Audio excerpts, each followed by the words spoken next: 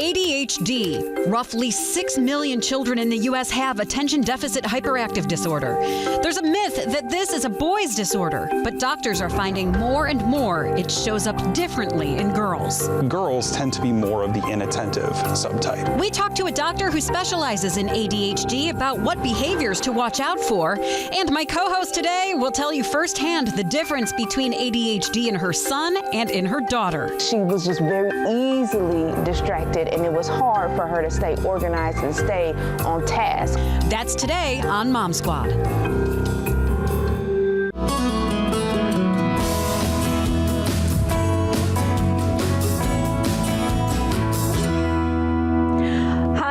Thanks for joining me here on Mom Squad. I'm Maureen Kyle. I'm sure you've heard of attention deficit hyperactive disorder. In its most basic definition, it's when someone acts impulsively, is easily distracted, and sometimes forgetful. But there's so much more to it. First of all, the number of both kids and adults being diagnosed with ADHD is on the rise in the United States. Back in the 1990s, boys were 9 times more likely to be diagnosed with the disorder than girls. Now, thanks to more research, it's just over twice as likely. And it's not because all of a sudden girls are developing ADHD. It's mainly in part to researchers realizing that the disorder presents itself differently in girls than it does in boys. In a few minutes, I'm going to talk to Dr. Mike Radovian with Akron Children's Hospital. He specializes in ADHD and explains what the major differences are. But first, someone who lives it every day, my good friend and co-host for today's show, Danielle Wiggins. Danielle, you and I have talked about this topic so much because you have a son and a daughter. I do. Both diagnosed with ADHD. So is this surprising to you? It is surprising to me because we didn't realize that our daughter had it. She was diagnosed later than my son, and because it was different, as you said, and I'm actually the only one in the house that doesn't have ADHD. My husband has it as well. He was diagnosed as a child.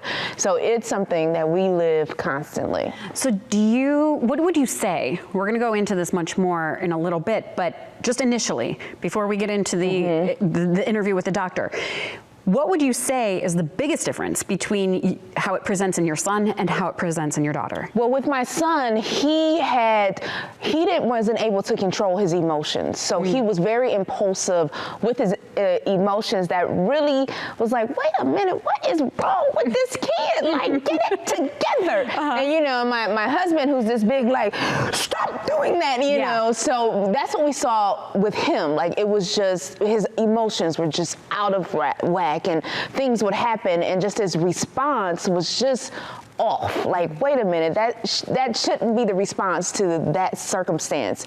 Now, my daughter, what happened is that we would tell her to clean her room, and 24 hours later, she's still cleaning the room, and she's always distracted. And for a time, I said, is she just not listening to me? Is she just, you know, being like disobedient?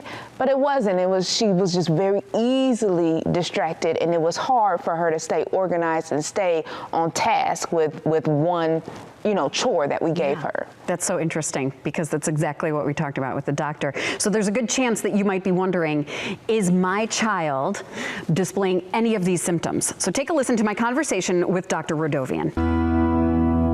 ADHD. This is something I think every parent kind of wonders at some point, is my child struggling with this? Is there something that I need to get them tested for?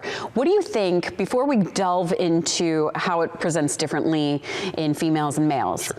What do you think are the main signs? What should a parent or a teacher be looking for in terms of, should I get my kid tested? Absolutely. So there are kind of 2 different subtypes of ADHD. We'll start there, and I'll explain why in a minute.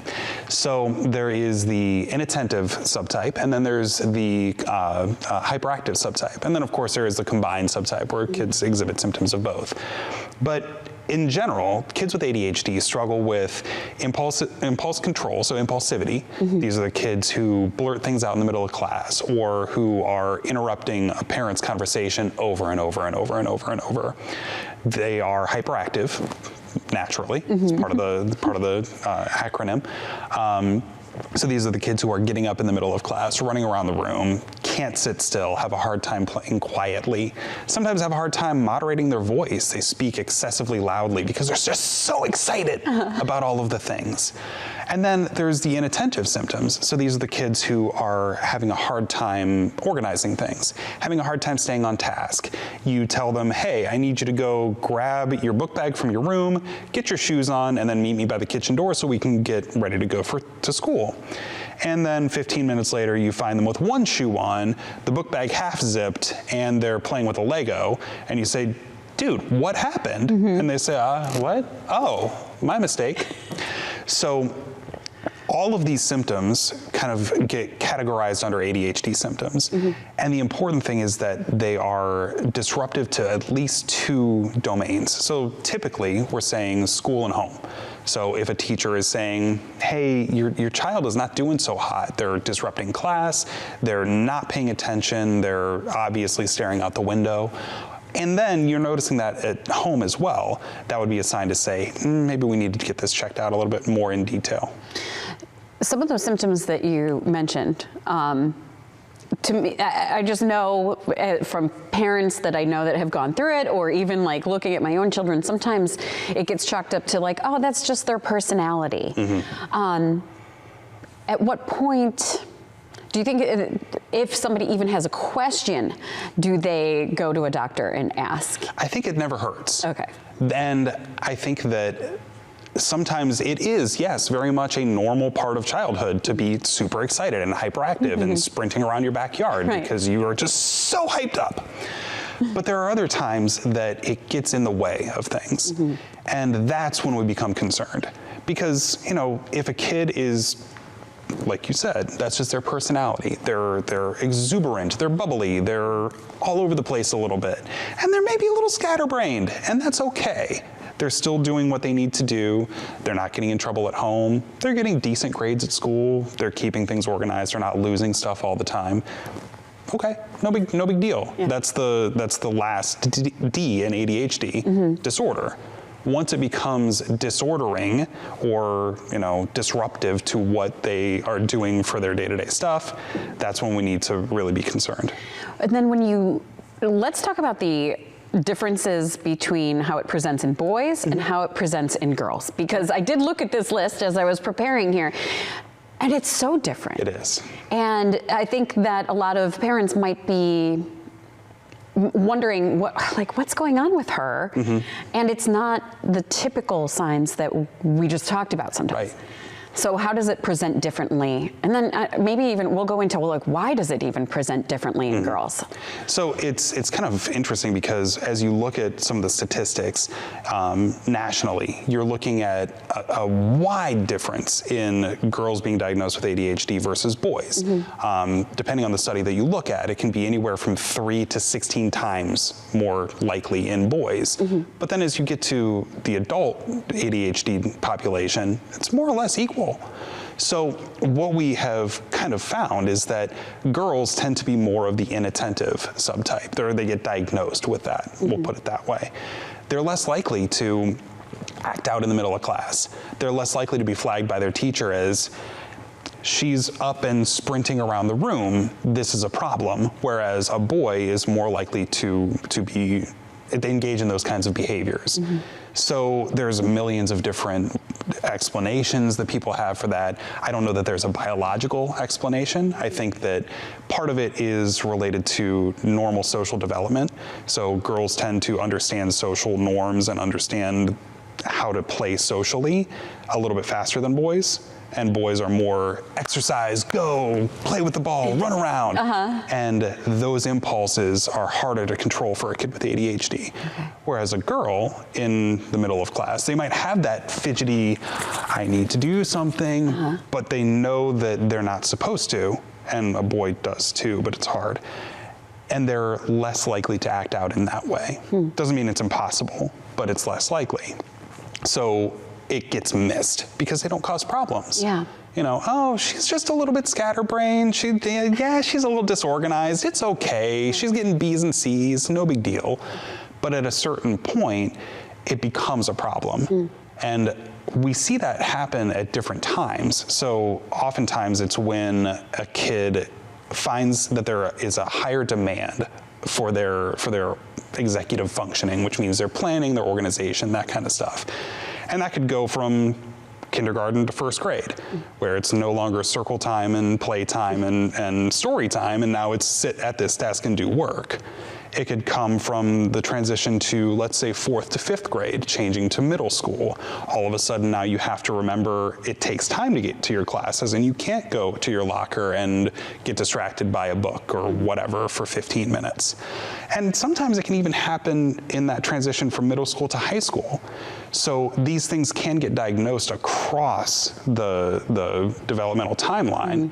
We always do want to see symptoms before age 12, though. Yeah. I saw shyness is one of the symptoms, but then, like, I know personally a couple of young girls who have been diagnosed with ADHD. And I was surprised that shyness was on the list because they're not that shy. So how is it that I mean, I don't know if we know how it varies, but I mean, to me, then that's difficult as a parent to say, well, okay, well, is it that she's shy or is it that she's having issues? Right.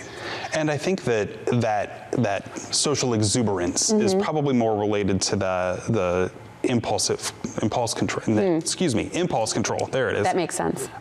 Whereas the shyness is more, I know that I can't really pay attention, and I know that I'm going to miss things in our discussion, and I'm going to kind of forget what we talked about. So I'm just not really going to engage a whole lot because I'd rather just kind of not risk that embarrassment. Oh, interesting. And I think that a lot of the symptoms of ADHD can look like other things, or other things can look like ADHD. That might be more accurate to say. So you think about a kid who has anxiety. They might appear kind of shy. They might appear kind of fidgety. They might appear kind of distracted. Yeah. But it's not that they're incapable of paying attention. It's that they have a billion other things running through their mind that is taking their attention away from the task at hand. So that's why it's so important, if there are concerns, to go to your primary care doc, go to, you know, an expert in the field to talk about, hey, I have these concerns, the teachers are having these concerns, what could this be? Yeah. To kind of get it worked up a little bit more in detail. Yeah. So what you're saying too about the grades, maybe the inattentiveness, the disorganization, that to me seems like that would be something that appears with age. So are we seeing girls getting diagnosed later than boys? And like what age group are we seeing the average girl get diagnosed? We absolutely can see the diagnosis kind of come later with girls, again, because they're not having those behaviors that get flagged. Average age group, to be honest, I don't have like a specific stat right in front of me. I would say in boys, it tends to be closer to that 7, 8, 9 age range. In girls, it's probably closer to 8, 9, 10 age range. So not vastly different, but definitely a little bit of a difference there, a little bit later on. And we've talked in the past on this show about people even later in life realizing when they're looking at these symptoms, because I don't know about when you grow up. I knew when I grew up that this was rarely diagnosed in kids. I didn't know a bunch of kids in my class that I can look back and think, oh, that one probably struggled with some attention deficit disorders. But if somebody is in their teenage years or 20s or 30s and they're kind of thinking, wow, this sounds like me. I mean, is it worth going and getting diagnosed later in life? It definitely can be, because ADHD can be something that is really disruptive to a person's day-to-day life. And a lot of times as you get older, as people, get into their adult lives, they've found ways to manage it. And I talk to parents all the time about, because there's always the question, is my kid going to grow out of this? Is this going to be something that my kid has to deal with forever? Are they going to have to take medicine forever? Those types of questions. For some people, you learn different skills, you learn different ways that your brain kind of has to work and has to manage things, and you can kind of get through, and it's okay. For others, it's something that kind of bubbles under the surface until, like we said, a point comes that your typical skills are no longer sufficient. And then you're having a really difficult time. I think that if someone is looking back and saying, you know, even when I was a kid, like I always remember being fidgety, and my mom would always tell me that, hey, you got to sit down, and my teachers would, you know, get on me about my assignment book not being up to date or whatever. It might be worth having the conversation with their doctor about what the next steps need to be, because as an adult, it's a little bit trickier. You know, we can't call your boss and be like, hey, is Maureen really distracted all the time? There's a little bit more in-depth studies that typically are done, but if that's something that is worthwhile for you, it can definitely be, for a lot of folks, a game changer to say, okay, now my brain doesn't feel like 30,000 TVs all blaring at the, you know, max volume. I can actually kind of sit quietly and focus on something, which can be, you know, an amazing difference for people. I'm going to ask your opinion, and I know this was probably an opinion that varies from doctor to doctor, and it's something that every family that I've known has had this question of, do I medicate, or can I help my child through more just therapy and almost like training and counseling? If somebody are there cases that you think would need medication? Do you think it can be controlled with some therapeutic methods? What do you think? So the gold standard treatment is medication. We know that, you know, medication for ADHD is ballpark 80% effective on the first trial. And then if that first trial doesn't work, the second trial is usually about 90% effective. So we know that that's going to be helpful. Now, there are, of course, concerns with medicating your kid, and there's concerns for long-term side effects, and there are a lot of questions that people have about, you know, I don't really love the idea of giving my kid Adderall or Ritalin or, you know, whatever. So there definitely are behavioral modification strategies that can be put in place. Typically, those are a little bit better for younger kids because you can start building on that foundation earlier versus, you know, a kid, let's say, who gets diagnosed around age 10, 11, they've already had some ingrained patterns that are going to be more difficult to break. And you as the parent might be banging your head against the wall saying, why can't you just get this?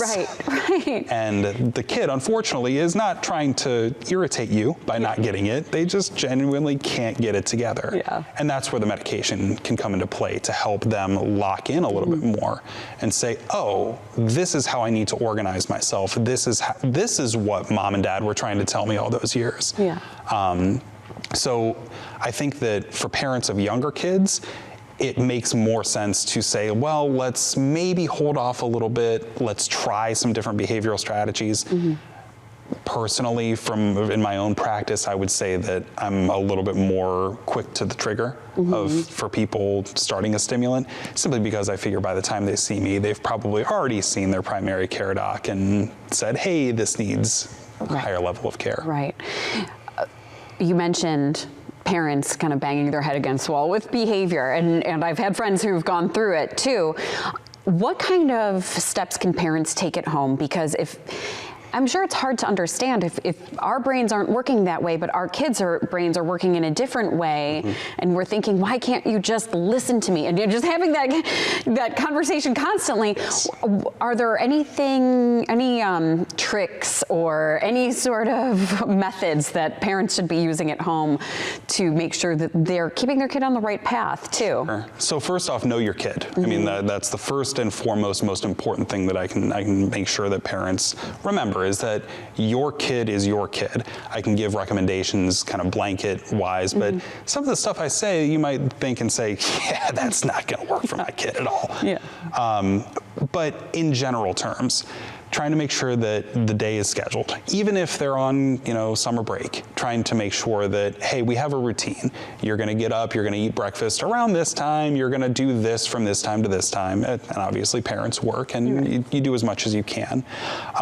Setting reminders around the house. You could set up a chore chart, you could set up a checklist for what to do in the morning, things that they can interact with and say, okay, I did this, now I need to go do this, to keep them organized and on task. Helping them with, during the school year, making sure that their book bag is organized, making sure that their assignments are on point, talking with their teachers about what they're seeing in class and what assignments are due, because oftentimes these kids miss that, in the beginning of class, teacher says, oh, by the way, this is due on Friday. Yeah, they weren't paying attention to you. So they're gonna come home and say, oh no, I don't have any homework. And then Thursday night they say, oh yeah, I have this 6-page paper due. And parents are gonna say, why didn't you tell me about that on Monday? I didn't know about it until today. So making sure that there's that conversation and that communication with the school, so that parents are up to date on what's going on with their kids. Any other advice that you have, before I let you go, any other advice that you have for parents who might be wondering, is this my child or is it not? Do I need to talk to a specialist? Do I not? What would you say to them? I would say when in doubt, go to your primary care doctor first. Talk to your pediatrician or your family doc, whoever kind of has known your kid for the longest, to get a sense of, okay, this is within the realm of normalcy, this is kind of outside the bounds of normalcy. There are standardized assessments that are available that your doctor can provide to you. One of them is from the university, the Vanderbilt University, that can do like a symptom screener to give them a sense of, hey, is this really a problem, or is this kind of, again, within the realm of normalcy, or is this something else? And if your primary care doc isn't 100% sure, then they may place a referral to, counseling or a psychiatrist or a developmental pediatrician, depending on the area and what they're comfortable with. So now that we've heard from Dr. Radovian, Danielle, what do you think? Does that hit home? Is that exactly what you experienced in your household? Yeah, so when he was talking about the inattentive in the daughter, I was like, yes, that's my child. And we recently got her diagnosed about 2 years ago, and it was hard for her because she already has a reading challenge. So she already has a learning disability when it comes to reading. And so then adding on to that, she's like, I just don't want to be that child. And the good thing is, as I said, my husband, he's an assistant principal in a local school district, and he's had ADHD, he's had learning disabilities all his life, and he is the example, that says, hey, this does not have to define you. It's going to be okay. And for both of them, that's what it's been. It's like, you need to work differently, you need to make the adjustments, but this doesn't have to define you. It doesn't mean that you can't be successful. And what we're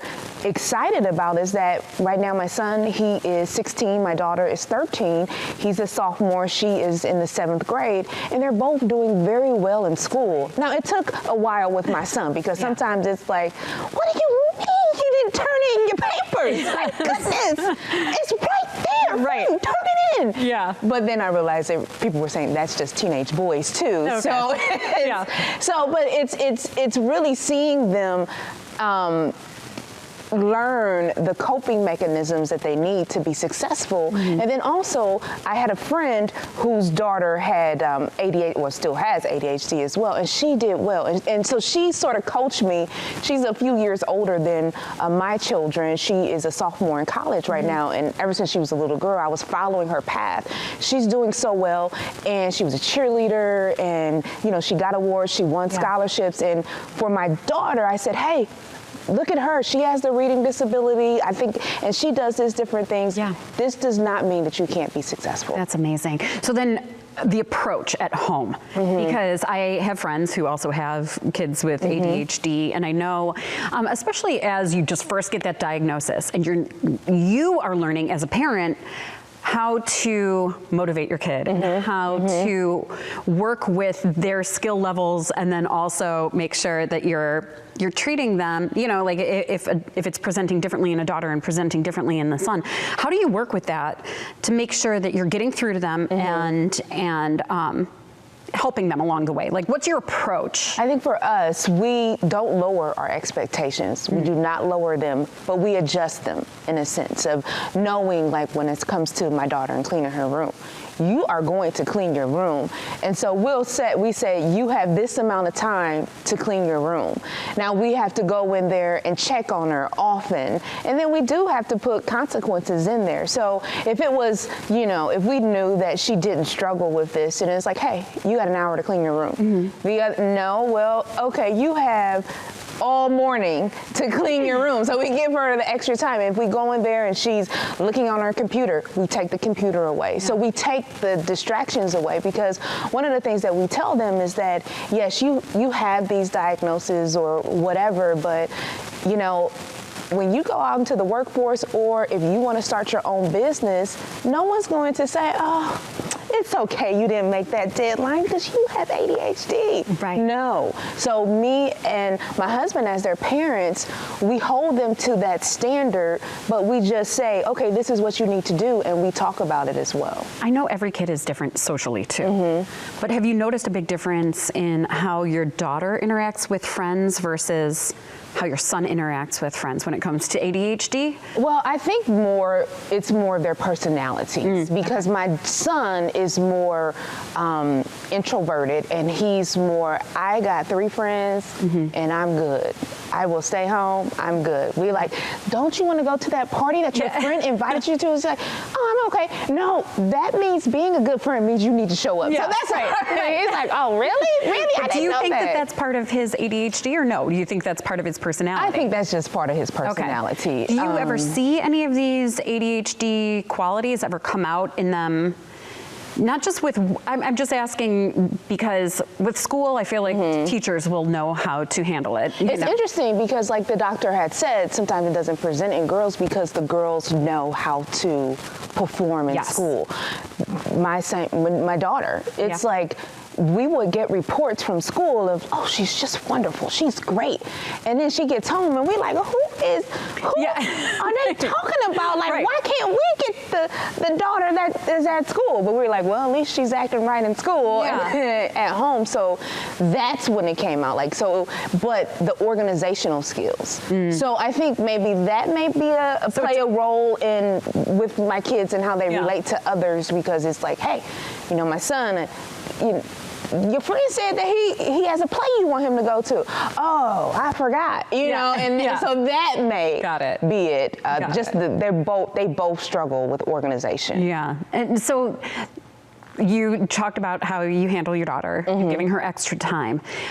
What about your son? Like, where do you have to tailor expectations for chores or for homework or for whatever he needs to accomplish? So part of my son's personality is that he is a pleaser. So he doesn't like to make people upset, so when we tell him, you do the dishes, he may be angry inside, but he's gonna do those dishes. My daughter, she's like, and that impulsivity, that's just, she's me, I'm not gonna put her on the front street because she's my child. She's like, I look at her sometimes, I'm like, golly, was I cloned into another, to a little girl? Yeah. But with my son recently, so he may not be a straight A student, but so he's a 3.0 or whatnot, A's and B's or whatever. And some subjects will accept a C because I know it's difficult for him. So that's where we make the adjustments too, is like the expectations. Yeah. But I just want to see you're working hard. So for instance, he's foods with flair, which is a new word for home ec. Okay, that's what they call it. Well, it's home ec. They cook. Now that should be an easy A, right? You think you go and you cook. The boy could not do the assignments, keep the papers together. The foods with flair assignments were with biology, it's like, so I talked to all of his teachers and I said, what is the problem? Organization. And so I said, you are going to get this.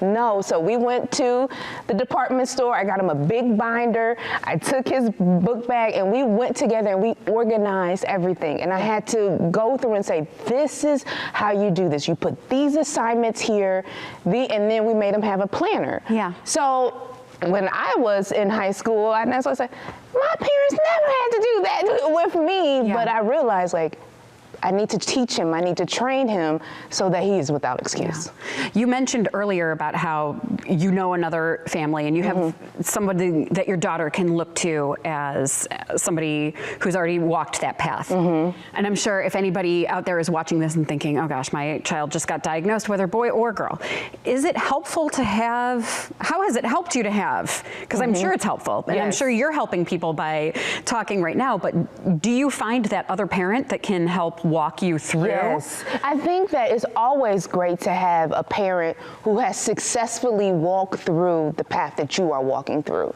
So when I identified her daughter is much older than my daughter, and I just watched and I just thought she was an amazing mother. I've known her since we were 10 years old.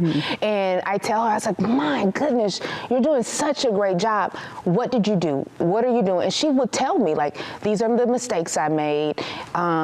You know, I have to lower my expectations. She's not going to be a straight A student, but she works really hard, and I have to reward her for that.